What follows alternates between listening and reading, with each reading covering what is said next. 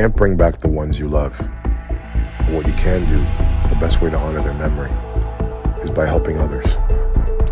I knew after that night, everything changed, that we were at war.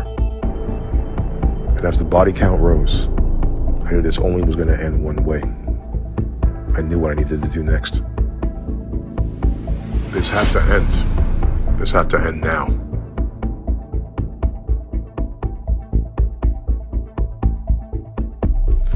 The day I got stabbed, I realized the difference between dying for something and dying for nothing. I realized the only reason why I fought so hard to stay alive that day was because I didn't want to die for nothing. But today, I can die for something. My way, my choice.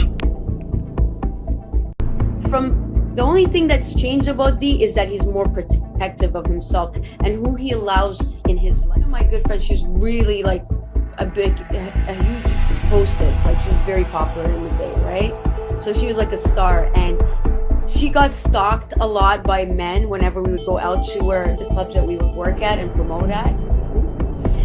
And I'll never forget D.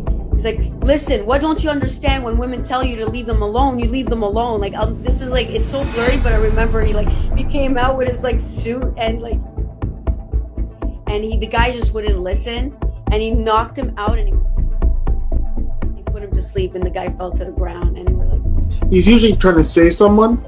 Like one thing with Derek, someone's in trouble, or if he knows someone and he sees something going down, he's in the middle of it first. To defend you, even for me, when you're talking about almost killing someone in self-defense, now that's a little bit of a different ball game. So his life, that time frame, it is what it is, right? It's true. You know, he almost got killed during that situation, and a target went on him for a while. When you come from the streets and you make poor decisions, people are going to judge you by those decisions. Let me ask you a question. What would you do? What would you do if someone was hunting to kill you? Would you stand and run? Or would you fight back? And something happened inside.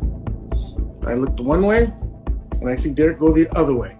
There's a beer bottle at my head, and I remember, yeah. My son was, I think, 3 at the time, 2 or 3. And I remember how pissed he was. And because he was more mad at himself because he wasn't right there in the instant to stop it, to prevent it from happening.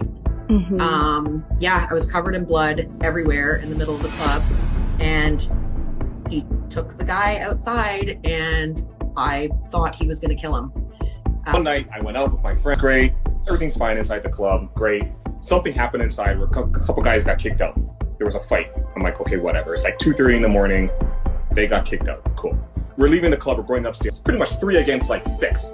So something's about to happen. And then out of nowhere, corner of my eye, I see Derek come out of nowhere. Grabbed the guy, took him outside, beat the living snot out of him, and his team pulled him off the guy while the ambulance was coming and tending to me. Died down, everything's great, all right, cool. We're about to leave.